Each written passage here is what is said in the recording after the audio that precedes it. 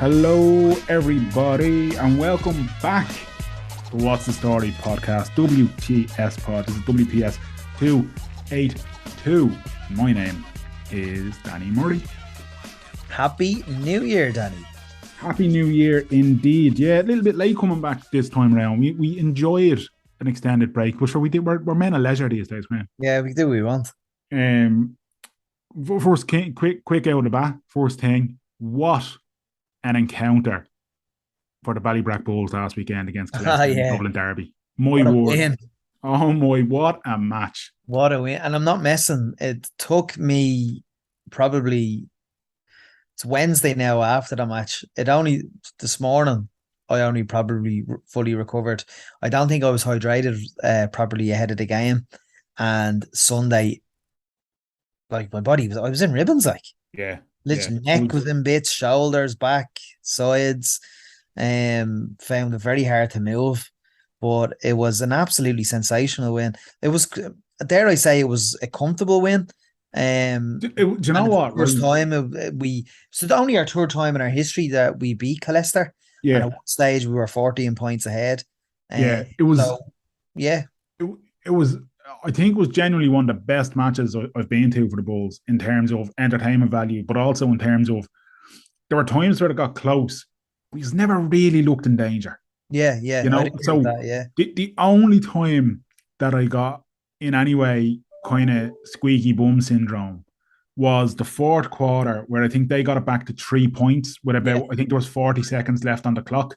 Yeah. And one of their players had been, he was like Luka Doncic hitting the threes out there, man. Steph Curry syndrome. One of their players. Yeah, that would be Paddy Forbes. Unbelievable shooting from him.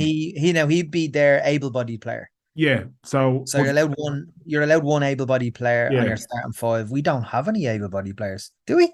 No, we didn't have any. So just in terms of classification as well, we would have played at a classification of 10. 10 points. I think they might have been at about 14.5. Yeah. So on paper, we shouldn't be beating them. It seemed as though Leicester's tactic overall was to get the ball to him for him to shoot, because he's so tall in the chair. He was just making it right. But then at one point, Sean for the Bulls absolutely nailed a 3-pointer to kill their momentum. And it was just, it was a great match. I loved it. Absolutely loved being at it. I was delighted for Sean as well. Sean got a bit of stick during the game from their bench. He dropped the ball and he got a bit he got a bit of jeering directed at him, and me and Jack told him to grow up, like. Yeah. And next minute he shoots up a 3-pointer. It was an absolute view. And then shortly after that, he followed with it like a deep two. Like it was. Yeah, I couldn't have been happier for him. The confidence in him was glowing, like. But it was a great win, an absolutely brilliant win. Brilliant, it was a great win. Thoroughly enjoyed it, and it was great to see friend of the show, Petey Carroll, there with the lovely Elaine as well. Petey and Elaine loved it as well, didn't they? They did, yeah. Great company, and of course, friend of the show, Keith Kelly as well. I hadn't seen Keith in a while, so it was great to see him, and he gave me a big hug. He gives great hugs. Doesn't he? I'm looking forward to this weekend because Keith and Mick's Labour of Love. Are you going to it? I am. Lovely. I'll see you there. You will. Yeah. So I think we're because we're Ballybrack celebrities, Graham. You know, we get to go to the premiere. But Keith will be sharing details. It'll be made available for the great unwashed very soon. For the other plebs. This is it. Right. Look, it's a nice bit of waffling and everything done there. Who are we talking to this week, Dan? Delighted to say we are joined this week by a man who knows a thing or two about football, but just a thing or two. He is the author of many books around it, and most recently, or at least the one that I've been paying attention to most recently, is one about Diego Maradona and his time in Naples. But he's a diehard Man United fan and knows lots about that as well. So we're going to have a chat with him. John Ludden, thank you very much for your time today. Good evening, Dan. Good evening. Graham, you good? Yeah, thanks, John. Thanks for joining us. You're better now. We tried to get this over the line a few times, but mate, I've had COVID twice and pneumonia since in the last 6 months. In fact, I've had COVID 3 times now. I get to keep it. Sick of it. You're better now anyway, are you? I'm good. I'm grand, mate. Honestly, which is touch wood. Yeah, I'm back. I'm back in it now. I'm back working. Happy days, man. Happy days. Yeah, Yeah, it's just try to keep my head above water. that's it. That's all you can do. I think. I think everybody's kind of in that mode now where they're like, right, spot on, Dan. Just got to get on with it. Yeah, no excuses. So, look, we'll start with United and then we'll move on to the great Diego. Ten Hag, what's your impression? He's there 6 months, thereabouts now. What do you make of him? Well, I can tell you what I made of him after the Brentford game, early doors. I thought this guy's going to have the shortest range of everything. But you know what I think he's got? I think he's got bottle. I think he's strong and, got a strong personality. And I think what's happened at United over the years, the managers they've not been able to handle it. Even Mourinho, people like this. And this guy's come in, he's sorted out Ronaldo, which, I know it leaves a nasty taste in the mouth, but he had to go. And I think he's sorted out the players that have just not been doing it. And have been getting away from murder, for a couple of years. People like Maguire. I mean, it's all right playing for England once every 2 summers and doing well, but it's been a disaster for United the last couple of years. And then you look what he's done to Luke Shaw, which I can't get my head around. Yeah. But he's another one who was doing, the famous 1970 Brazilian goal when Pele just lays it off and Carlos Alberto smacks it in. We Claudio at the beginning where he beats about 4 or 5 players and just passes it off. Well, that was our lad on Saturday. One You're like, what's going on? And I think he's tremendous. I think he learns as well. Every game is spotting something with the players. And I just don't think he accepts what's gone on in the past. It's mad that you're mentioning about Maguire because there's one thing I've kind of noticed as a neutral is that what they were lacking was leadership, even with Maguire with the captaincy. But now it feels like under Ten Hag, they've 5 or 6 leaders on the pitch. Yeah. Graham, if there was a World Cup for pointing, Harry Maguire would win it. I've never seen anyone who points like him. He's unbelievable. Danny loves him too. Don't. No, But he's not on his own. I mean, there's others who's got away with murder. But sorry, Graham, you were saying. No, I was just saying that, he was. For the life of me, I don't understand how he was given the captaincy of such a prestigious club. And even when he was captain, it felt like there was no leaders on the pitch. But now, a few months into Ten Hag's reign, and it feels like there's 5 or 6 leaders on the pitch. Yeah. I think he's done good business, as they say, in the old transfer market as well. There hasn't been much waste in those signings, No. Like the young lad Malacia, I quite like him. He reminds me a bit of Gabriel Heinze or Heinze. I can never remember how you say that, but just in that he has a little bit of wildness about him, and I love that in a left or right back or whatever. But in turn, like Casemiro has been brilliant. Ericsson was a shrewd bit of business. Martinez Martinez, and he was one that was getting stick at the start, but I think he's do you know who the little fella reminds me of? Malaysia, Paddy Everett. Yeah.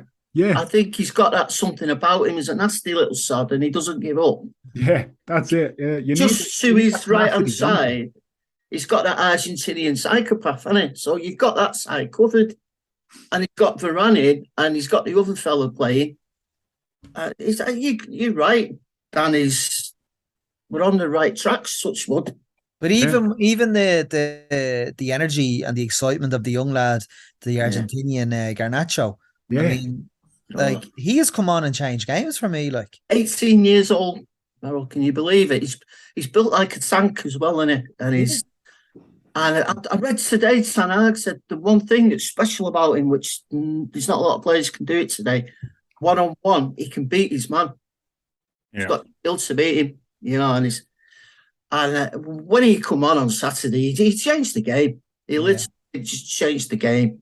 Is there excitement in Manchester now again, or is it too soon? Graham, they're so bitter. It's been unbelievable. since Saturday. Honestly, that goal is up there with the moon landing in JFK. If you listen to it, do you know what happened? Fergie broke him.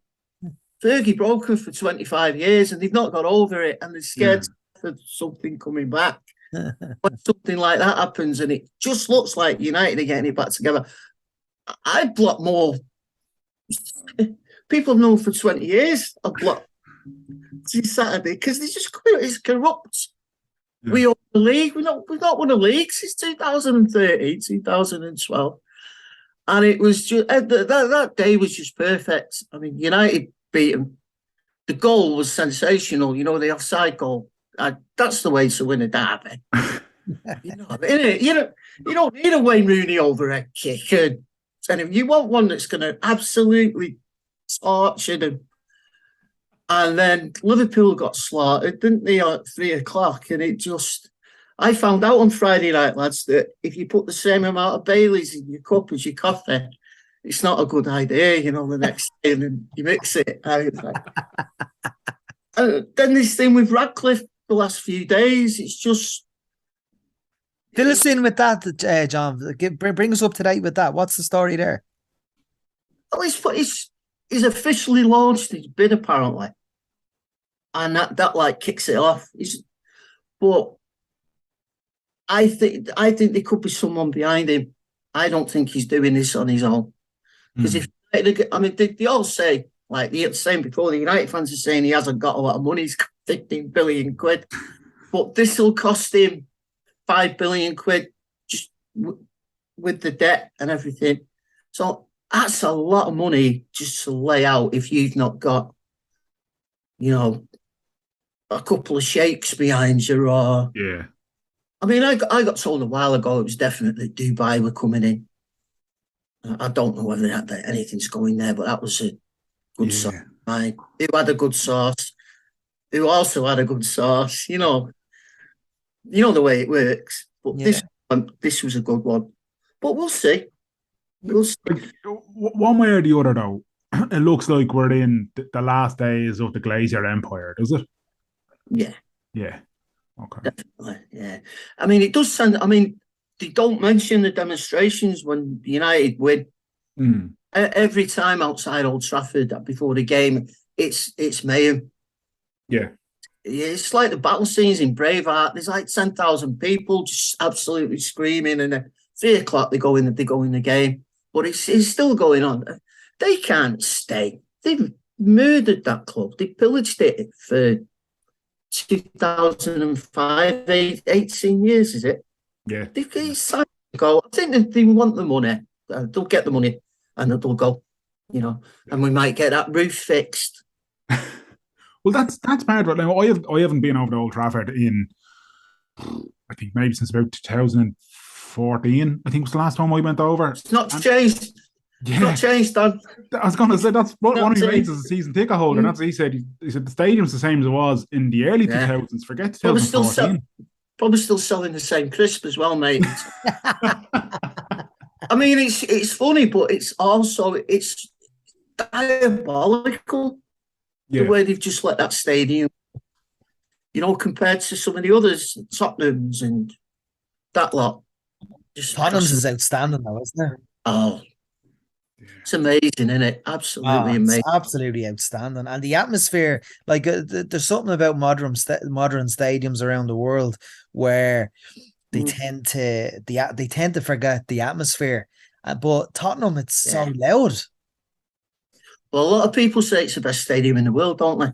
Yeah. It's that. They had help from the NFL, though, did they? Spurs, it wouldn't surprise me.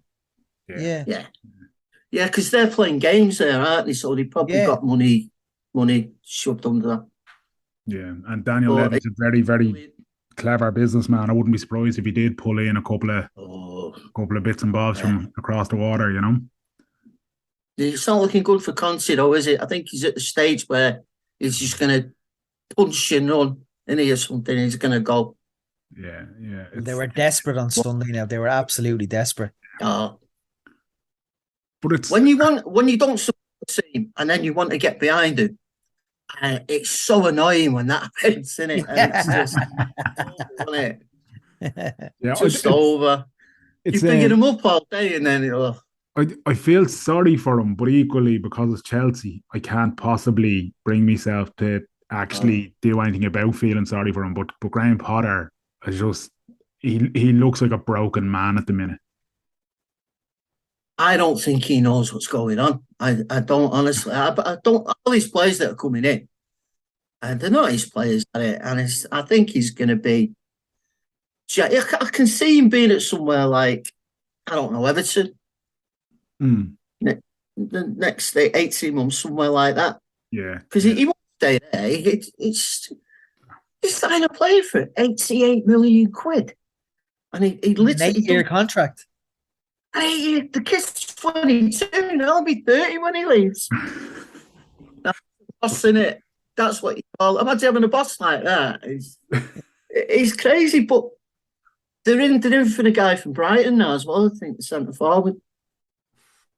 It's mad. I think once you get a bad run like that, desperation kicks in as well, you know. And I think that's one, like David Moyes at United was one end that it never sat well with me in the first place. But his first transfer window, that was to me, he was gone before he even got going, because the desperation of the Fellaini signing said it all to me. I was like, no, that's it. He has hit the panic button to try and bring somebody in, and it's just. And then we ended up with him playing up forward and everything at one point. It's like, oh no, this, oh, you know. But do you know Fellaini, when we signed him, we were sat in a pub in town, and everyone's on the phones, right? You know, seeing who was coming, and it was still the rumours of the guy from Fabregas. Yeah, Fabregas. 2 or 3 world-class players. And, you know, as the night's going on, it's getting closer. And, like, you've had, like, 5 or 6 pints, and then it come through. United, they got Fellaini at the last. Then it was like... And they paid more than whatever they wanted, didn't they? Well, I think if they had signed him something like 5 days before, he had, like, a release fee in his contract that was up to a certain date. But Moyes let that date go, boy. And it's like... We signed him 2 days after the release date. And that spelled it for me. I was like, he's not going to last. He used to talk to United, though, didn't he? When he played against us, he murdered us. Yeah. At least, well, when we signed him, we sorted him out. You know what I mean? He won't bother us again. And he was worse playing for us. And so Marino got hold of him, didn't he? And he got him playing a little bit. But it was just... I watched an interview last night with Moyes. Have you seen it on the CEO? No. I've seen bits of it, yeah. It's really interesting, you know, especially the United stuff. He talks about how he was let down and betrayed by Woodward at the end and all this business. Oh, he didn't do it with class, you know, getting rid of him. But he also doesn't mention, like, when he come in, he said no one was behind him. He got rid of all the backroom staff and brought his own people in. Yeah. So he just stripped the club bare of everything that was at the back and had all his Everton Charlies in, you know, and... No, he was another one that I don't know what Fergie was thinking. Yeah. When, you know, whether he was the last, he must have done the rounds and you couldn't get anybody else. And yeah. Well, there are people, you mentioned the moon landing and JFK earlier. There are people who think Fergie set it up because he knew, well, whoever's going to follow me, if they look desperate, I'll look like an absolute god, more so than I already am. So I thought he was going to blame Fergie then for the JFK. Look, I don't know where Fergie was. I don't know where he was that day. Well, Fergie, I mean, whether he is that kind of evil, cunning genius that all the Scousers and the Blues think he is, I don't know whether it's stretched. I don't know. I'm not saying, but I don't think it's stretched that far. I think it would take some set of balls to sabotage the club that you're, you know. That's Game of Thrones stuff, isn't it? Yeah, it is. It really is. It is. But then, speaking of just madness and mayhem, once upon a time in Naples, I've the picture behind me here of the famous warm-up from his time there, but Diego Maradona at Napoli, it's the stuff of romance, the stuff of fairy tale, and the stuff of madness. Are you a man who loves Diego, or? Oh yeah, adore him. Yeah. brilliant. I was gutted when he passed on. Yeah, yeah. Really gutted.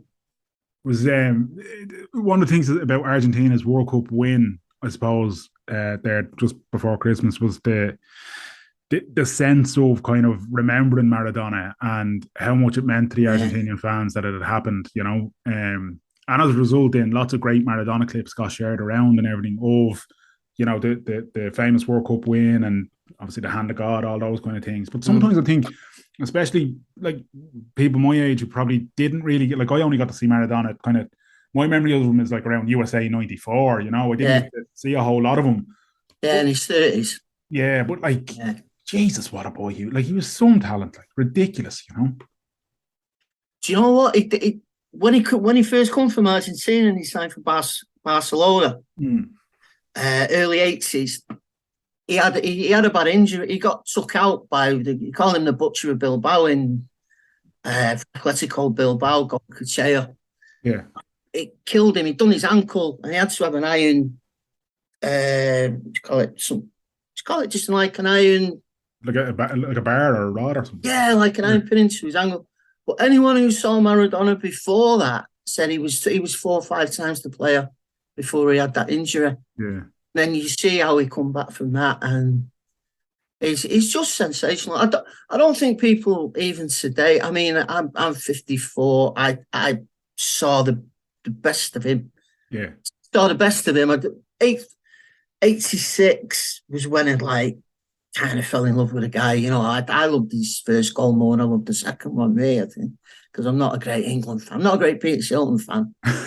And it wasn't just the England game, though. It was the game after that. No, the game before that, they played Uruguay.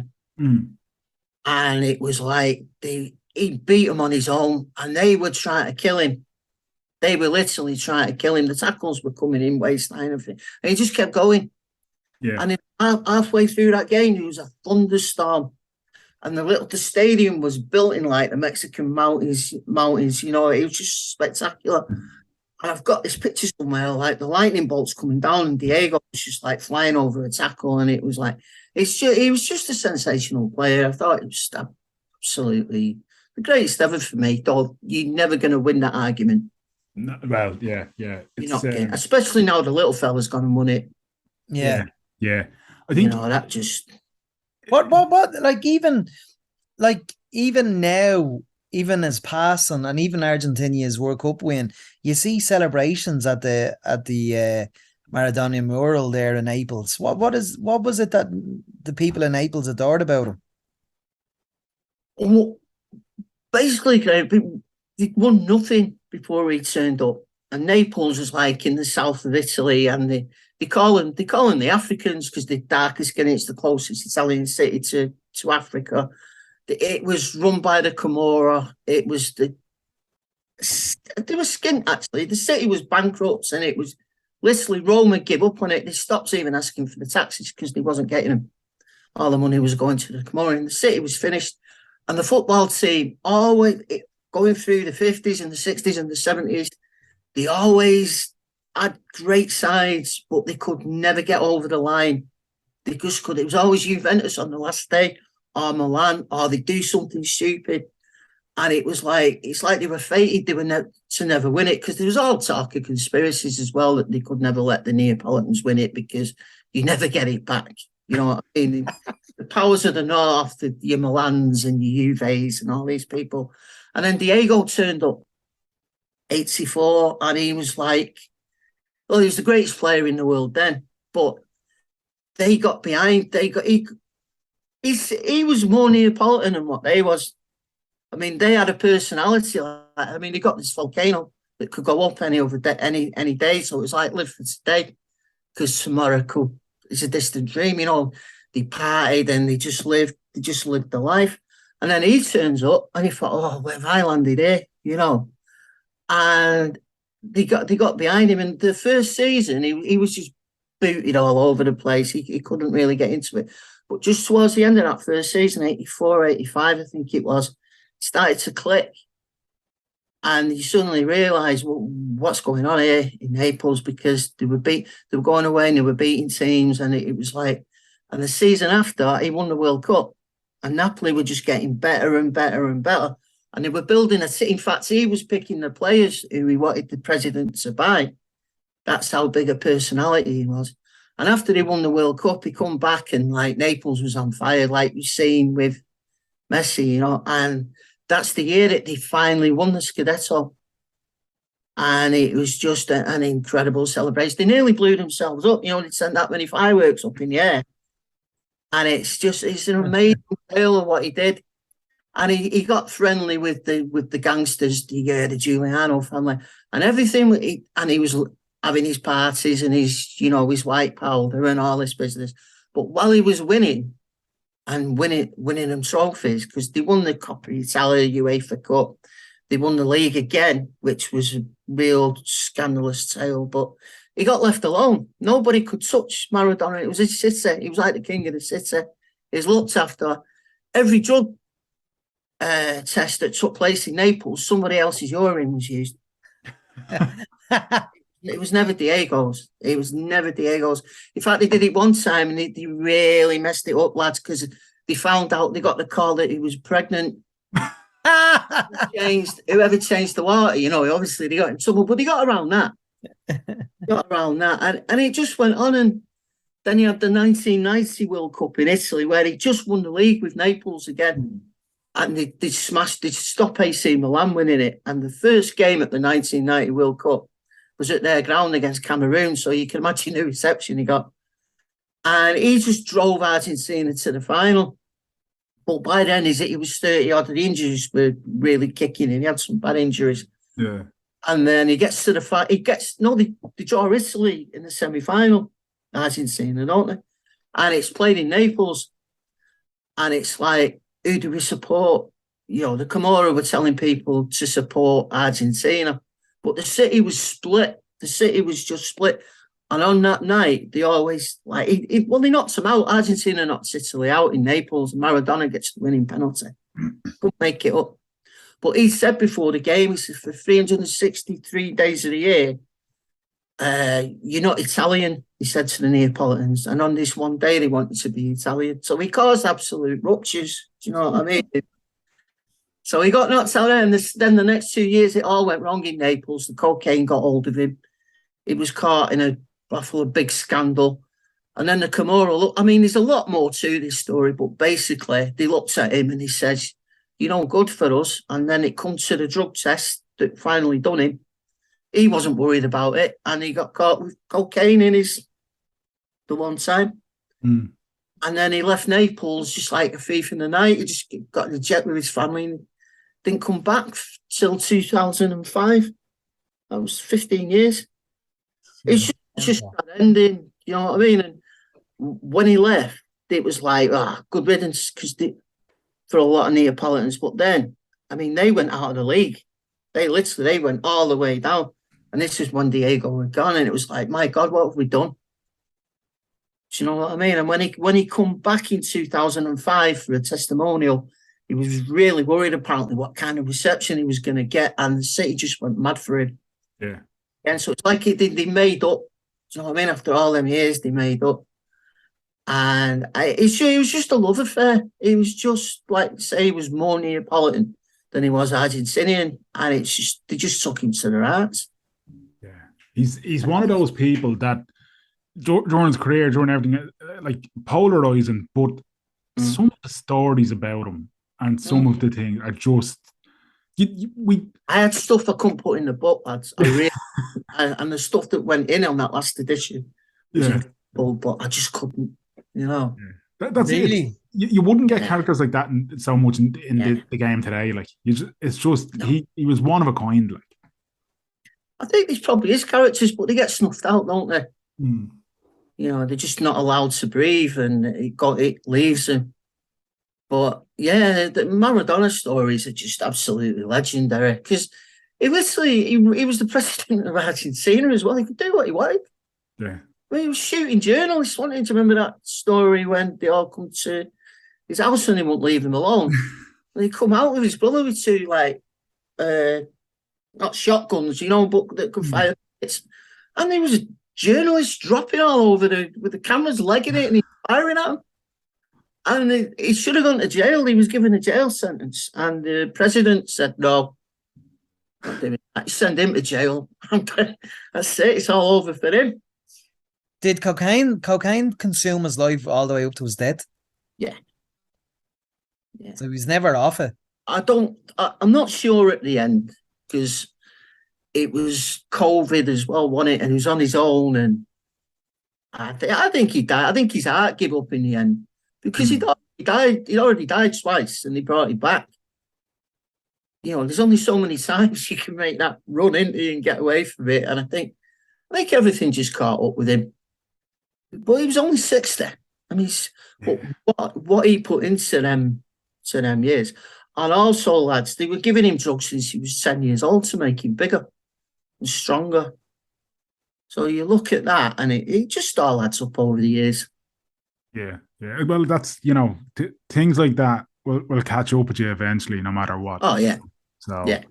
But even a spell as the Argentina manager, I remember being just...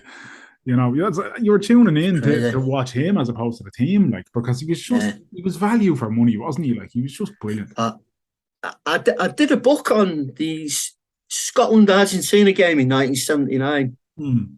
When he first made his debut, but I intertwined it with when he went back to Glasgow in 2008 when he was manager, and I just told the story, in flashbacks and everything. And the Scots love him.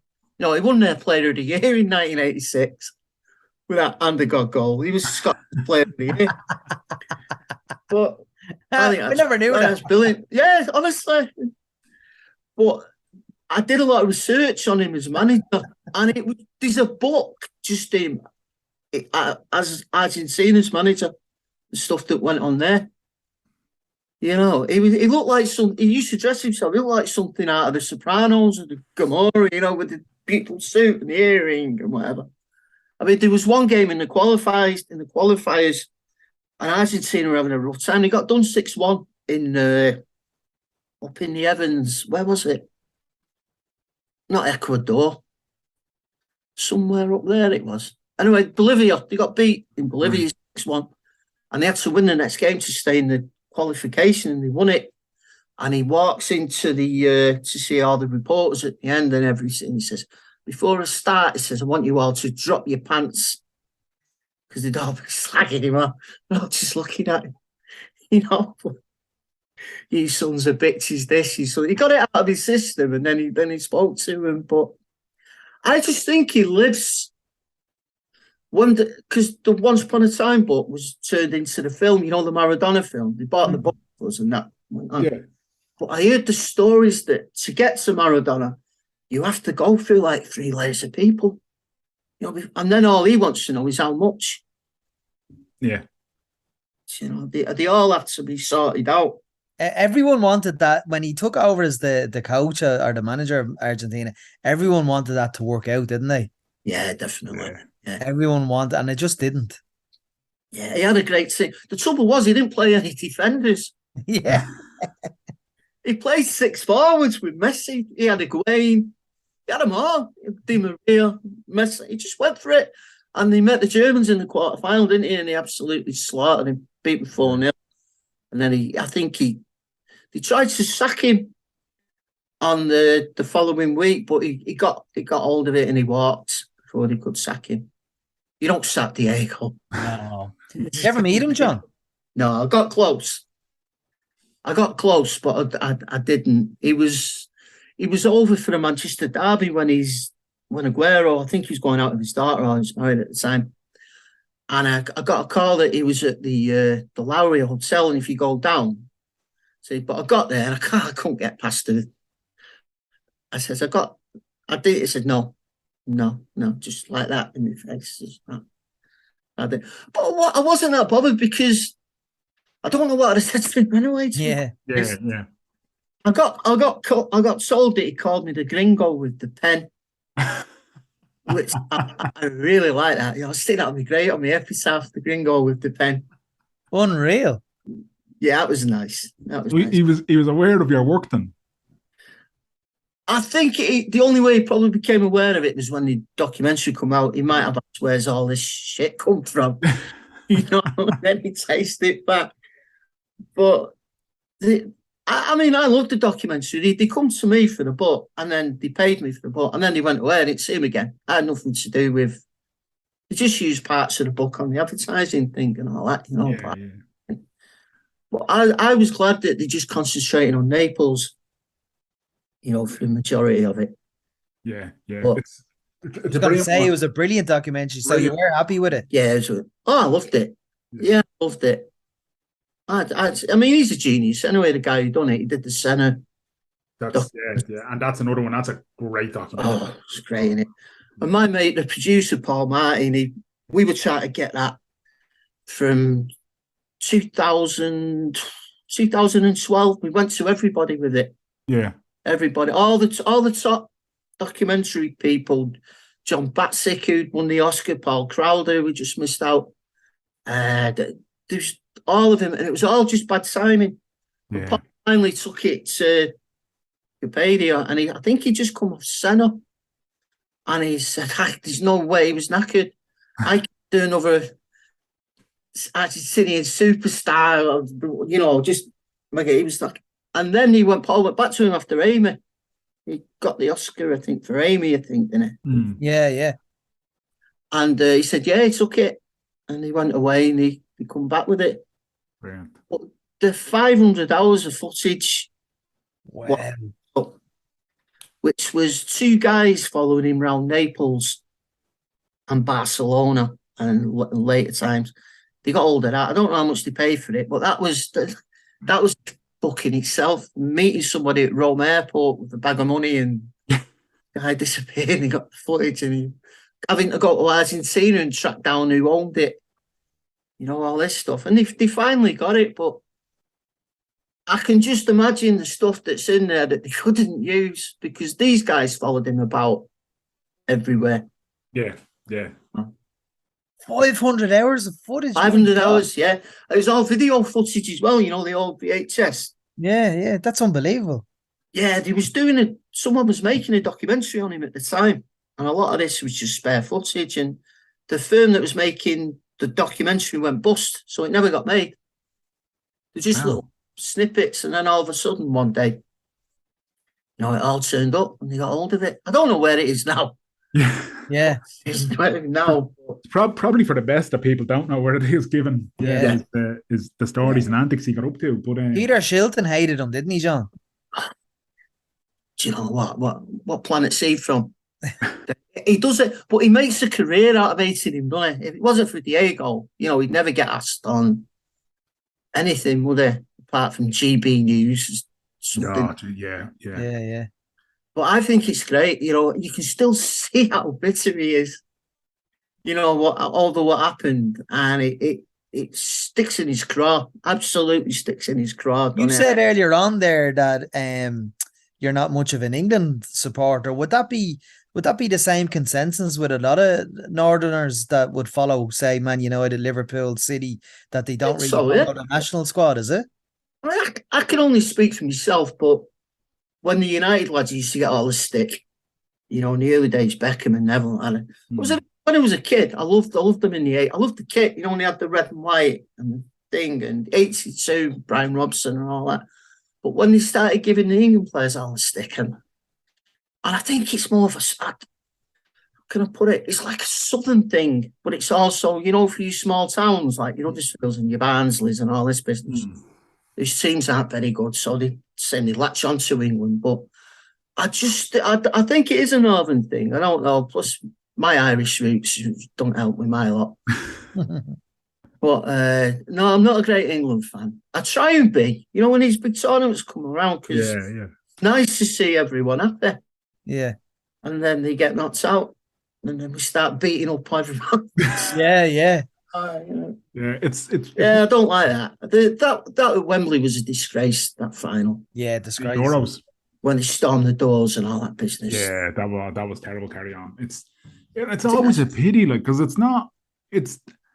I think that was a bit of after COVID madness as well. I think people are just gone nuts. Yeah. But I think it's one of them where the majority of fans Mm. are perfectly reasonable and fine. But Yeah. unfortunately, for whatever reason with England, with the exception of this World Cup, and that's as much to do with where it was, I would say, there's always something. There's always some controversy. Yeah. There's always some antics that, you turn on the news and straight away you go, oh, they're at it again. I can't stand the songs. Yeah. I hate the songs, 10 German bombers. What are you telling about 10 German bombers and no surrender and God save the Queen? It's not an album you buy, is it? Let's be honest. Yeah. And that band, the band that they've got. Yeah. Yeah. No, I'm not a great England fan. It's a bit tacky, I think. It's a bit. It's too organised. There's no, how can you put it? Oh, it's not the Pokes. It's more, how can you put it? I'm sorry, Duran is one way of describing it. You're going to do a music kind of thing. There seems to be a lot of heart and a lot of, World Emotion was the kind of song that was probably the only. Yeah. And fair, I think everybody liked that one. The John Barnes rap alone was enough to get people pulled in there. Like. It's a big Southern thing, and I'm not having it. Yeah. Do you pay, like, would you follow international football in general, or does it just want? Yeah, I love it. Yeah, because there's some people who international football is just not for them. They can't get into it, But it's And have you ever got over to Ireland for an Ireland game or anything, John? No. I've seen an England-Ireland game at Wembley. Yeah. Is that one of the recent ones there? It was only because it's a few years ago. Oh, okay, yeah. I think it was before Jack Charlton, to be quite honest. All right, yeah. That's a long time ago. 80s, yeah. And it was murder. Absolutely, I went with my dad, and it was just absolute. There was murders in the crowd again. Yeah. Having a go at the Irish fans, and it was like. Yeah. But that's 90s my favourite World Cup of all time. 90, yeah. Blake and Diego. There was so many stories and lying off that. Yeah, that was brilliant. USA 94 as well, because my missus is Italian. Ah, very good. Yeah. Well, her mum's Italian and dad's Ukrainian. So you can imagine what it's been like in our house the last 9 months. That opening game, New York City, when Ireland beat them 1-0 and Paul McGrath, Mark Baggio out of the game. Oh, phenomenal. Magic. Absolute magic. Paul McGrath's people call Paul McGrath God over here. He is, and he's brilliant. Yeah, and Aston Villa fans are absolutely obsessed with him still as well. Well, they say he's their best ever player and he couldn't run. Exactly, yeah. I used to watch him when I had my season ticket, and he was just like a Rolls Royce. Yeah. When you see him come across to do a sliding tackle, if I did an all-time United team, he's my first centre. He's my first one, isn't it? Really? Paul McGrath, yeah. Who else would be in there? Would Roy Keane be there? No, it gets a bit awkward here, doesn't it? Well, hang on. Let's stay in talk, but at least say Dennis Irwin is in there, is he? Oh, Dennis is in. Dennis is on. Dennis is in. I think we struggle for great right back, so I think you got to go for Gary Neville. Yeah. You go back to my centre half, Martin Buchan, Big Paul, and I'd go centre. I've got to play Brian Robson. If it's a team of scene, I'd go with Robson and Keane. Goals. And that would be my midfield. And then up front, where'd you go? Yeah. Where'd you go? I mean, I love Van Nistelrooy. I adore him. I love him. Is he really Van Nistelrooy, surely?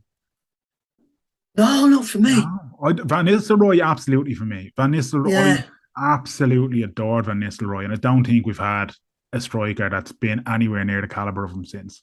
I mean, if you went with Kanchelskis and Ronaldo and played Van Nistelrooy through the middle, would you go with Kanchelskis? See, I'm biased. I mean, it's only players who I've loved.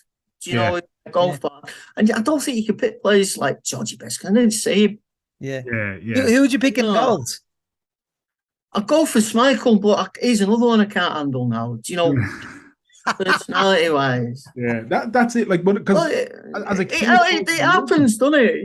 You're yeah, human. If you don't like people, you know, it just absolutely loved Schmeichel as a kid and like yeah. adored him and whatever. And then, you know, the older you get when you actually hear him in interviews, and even I tried to read his book even, and I just thought, you know what? I'm happy remembering you as a goalkeeper in the 90s. I don't want to know anything else. Like, So, John, your United 11 is Schmeichel, Dennis Irwin, Martin Buchanan, Martin Buchan, sorry, yeah. Paul McGrath, Gary Neville, Andrei Kanchelskis, Brian Robson, Roy Keane, All Cristiano Scholes. Ronaldo. 4-3-3. Right, it'd be Scholes, Robson, and Keane. You're right. And I go Ronaldo, our Dutch fella, and Kanchelskis. yeah, Kanchelskis. it's a good team. It's a good team. Bit pacey, that, isn't it? Yeah. And you're getting the Ukrainian nod in there as well, which is nice too. I have no choice. She's only like Who would your all-time 11 be, Dan, as a United fan? Oh, jeez. I mean, like, I really only got the 90s on, do you know what I mean? So, yeah. But You spoiled there, though, I am spoiled. I am very spoiled. Yeah, but just to go different, and as like I normally would say Schmeichel, but I'll go Van der Sar just to throw a different one in there. And swap you. Forgot about it. Dennis Irwin's in there 100%. Gary Neville's in there 100%. I didn't get to see McGrath play at United, unfortunately, so I'd probably go Jaap Stam. Yeah. And Vidic. They'd probably be my two centre halves. You can't argue with that, can you? No, well, look, you know, and then I think midfield wise, Keane is in there, Scholes as well. Like, it's hard not to. What formation are you going with? I'll play simple. I'll go 4-4-2 to be easy, like, you know. Keane and Scholes so far, two Scholes, left. Yeah, you know, up top, Van Nistelrooy is definitely going to be up top as well. Kind of gets lost, doesn't he, Van Nistelrooy, when people talk? Yeah, he was so. I think people do sleep on just how good he was at that time. Yeah, just you know, but I don't want to put Giggs in, so that's I'm scrambling here a bit because you know I feel like it's just I don't. There's something about Giggs, even when he was playing, like, not a good player, but I could never warm to him. You know, they go on about our kid now who never uses his right foot. This kid we've got Anthony, now. Yeah. Giggs never used his right foot. Yeah. The only difference is that Anthony's playing on the opposite wing to what he should be, isn't it? He's cutting his side. Yeah. Wasn't it? You know? Giggs used to drive me mad, you know. I know it. The amount of times and the crossing and this and that. And then he's supposed like the old George Best story, isn't it? Where he'd be setting off on a run and Charlton and Laura screaming at him saying, "Pass it, you greedy bastard." And that's what happened with Giggs, wasn't it? It's the goal against Arsenal '99, probably saved his career at United. You know, he won't get him. He won't get on the bench. No, he's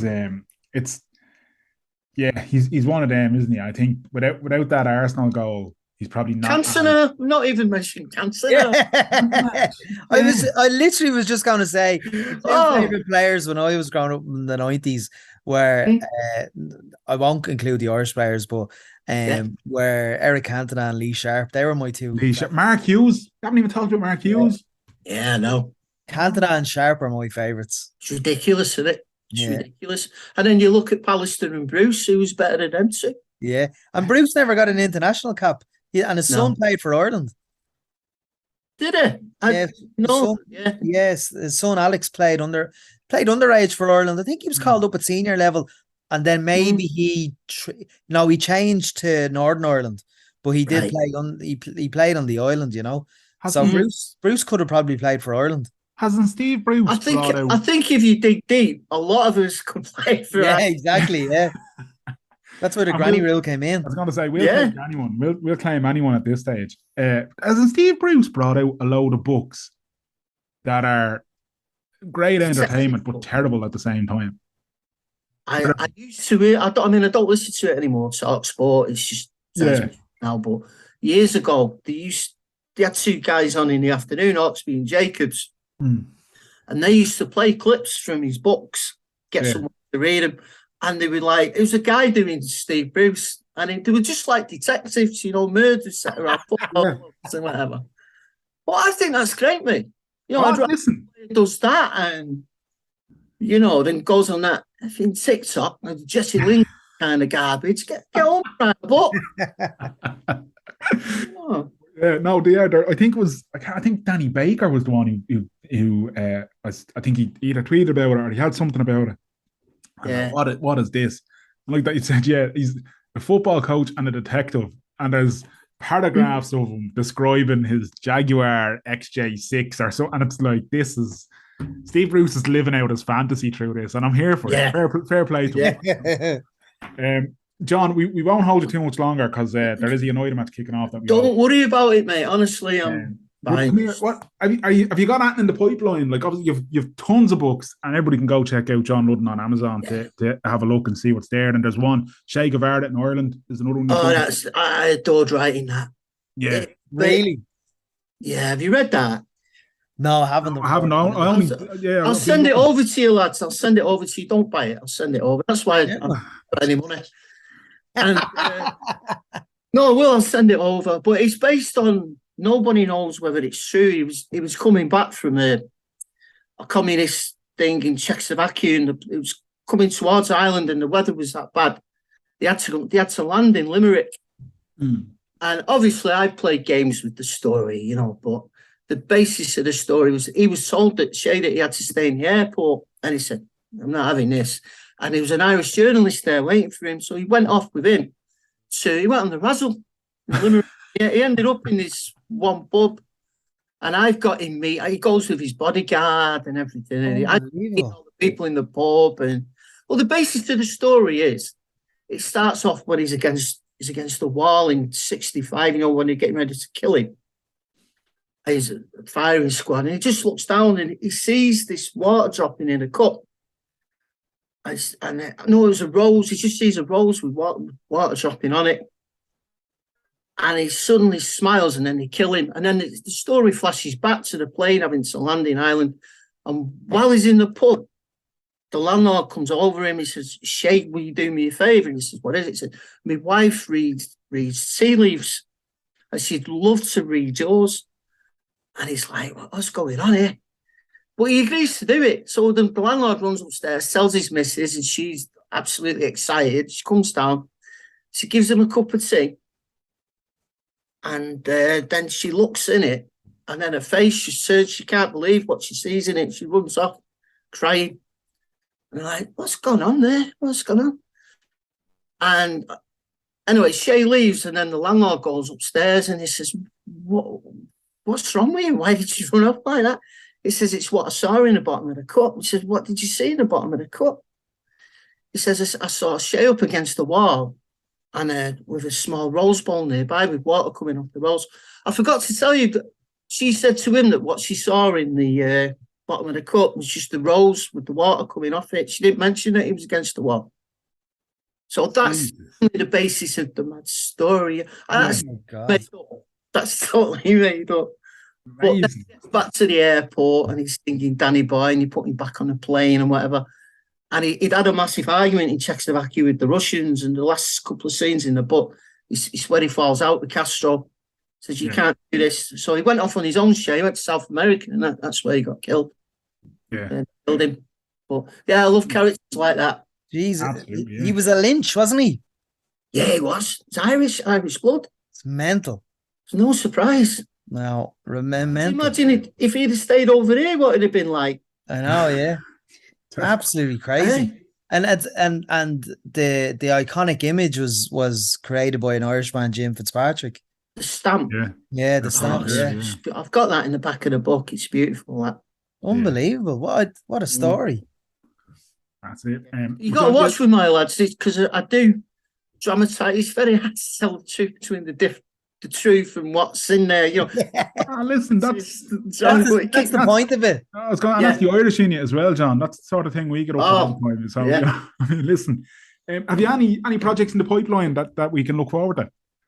I'm writing one at the moment. See, I do my day work is working for this story terrace, which is like private autobiographies. So that pays the bills. Every time a bill comes through the door, I'm back on that. But my own stuff, I just love to write my own, but it's just not possible because So that's my main job. But I've got a book in mind, Escape to Victory, the making of it. Oh, very good. Excellent. Come about. And I'm glad you've asked, because I've got another 5 here I'm working on. Yeah. The Titanic, a story based on the Titanic, the IRA. Yeah. Wow. The Last Days of Enzo Galdi, which tells the story of an old Neapolitan gangster who's brought out of retirement in New York to go back to Naples to sort a problem out. The Last Days of Enzo Galdi. That's right up your street, Merda, with your Sopranos fandom. Absolutely. Escobar, you know the guy. Sorry, Unreal. And another one, a science fiction one. I met him for the Aliens soon. See if they make any money on that one. Incident at Jodrell Bank, it's called, which is half based on a true story. This was when Yuri Gagarin first went into space. Yeah. Manchester that they tracked him. They tracked him going up. And my story is that they found something. This is where the drama part comes in. That they also found something following him. And it's just all based around that. Was it a UFO? What went on? I mean, there was a lot of rumours Gagarin wasn't the first man in space. It was 2 years before, but that guy got killed on the way back. Yeah. So covered it up, the Russians. They're all real exciting projects there, John, aren't they? Yeah, that's what keeps me going. You know, when I'm doing these bloody autobiographies that drive me nuts. Because a lot of what happens is it's like family projects when you only get 5 books. But the same amount of work has to go in it, you know, and it's all the interviewing. I mean, luckily, most people have done so far have been lovely. But I've hit a wall. We want to do it. Well, I can't say too much. But come here, my dad's a big fan, so you have to follow him on Instagram. Oh, will do. Sorry, on Twitter. I will do. Mark Merrigan, he's a big fan of yours, so I will do. For anyone else who wants to, it's at John Ludden on Twitter, and it's well worth a follow, especially if you're a United fan. And if you're not a United fan, follow for the torture anyway. It's always great. That's terrible. That's terrible, honestly. Do you know they won't watch the game with me? Everybody leaves the house. Honestly. They just glare at me. Well, go down to my mum and dad's or something, or they'll go shopping, or any excuse. My next door neighbour, she's a big United fan, but she says I don't have to watch it. She says I just follow it through the walls. And I'm like, oh, cheers. You know, deadly. I'm apologising to the family beforehand for the language. you know it's coming. Look, that's part and parcel. That's all the passion, man, you know. Yeah. And it gets worse as you get older, you know. You don't get better. Well, that's great. Any excuse for me to swear at the telly, so I'm all right with that. You know what I mean? Yeah. I'm reduced to the laptop now. They don't let me near the telly. Nearly got launched. But no, I love talking to you, lads. It's had a really nice. Love it, John. We get John again when some of those other projects are released. Absolutely. Absolutely. Any time, give us a shout. We will indeed. When we're lifting a trophy with Ten Hag, and then future projects, they sound like great crack. That Titanic IRA one, I'm on board for that. If you'll pardon. John Ludden. Thanks so much, John. Thank you so much for your time. Anytime, lads. Have a great day. Yourself, that was a nice chat. That. Yeah, John is a gentleman. I really enjoyed that chat. Lovely. I'd love to get him on again to talk about the other books. The Che Guevara one particularly sounds. I didn't ignorantly apologies. I didn't know he wrote that book, which is a shame. But I'd love to get it. We get him on when all those other projects are released. That's it. Yeah, that's it. He seems like a man with a pipeline of projects there that'll be keeping him busy for quite some time. All passion projects. That's it. But an absolute gent, and you know he has written. I honestly, like as I was scanning the stuff, I was probably chatting to him, and just book after book about scenario football and magic and mayhem and mystery, and honestly, like, so check out John Ludden on Twitter, and if you put John Ludden into Amazon, you'll be able to see a lot of books he's wrote there. But the Once Upon a Time in Naples, and just the absolute magic and mayhem that surrounds Diego Maradona and the whole the Napoli gangs and all that kind of the mafia. Jeez, I couldn't think of the word. it's prime time. I tell you, I know we were talking about the fact that the documentary was made and everything, and it was made using his book as kind of the blueprint. There's a Netflix series or something in like Maradona in Napoli. It could make a great sort of 6 or 7 part series of just the madness, and yeah. But anyway, I digress. Mero, if people want to check out our previous episodes, and it's not too late, lads, you can go back and listen. The Christmas special got a wonderful, wonderful reception. Go back and listen to it if you haven't listened to it. Trust me, you'll love it. We don't really talk about Christmas. You wouldn't know. Anyway, if people want to listen to it, Mero, where can they go back and listen to the episodes? They can go to WTSpod.com where you can see. Mate, the website's a bit all over the place at the moment, lads, but just bear with us. We'll get it fixed. Yeah, or you can search WTS Pod on any podcast provider. Podbean, Podcast Republic, Stitcher, Apple Podcasts, everywhere you get a podcast.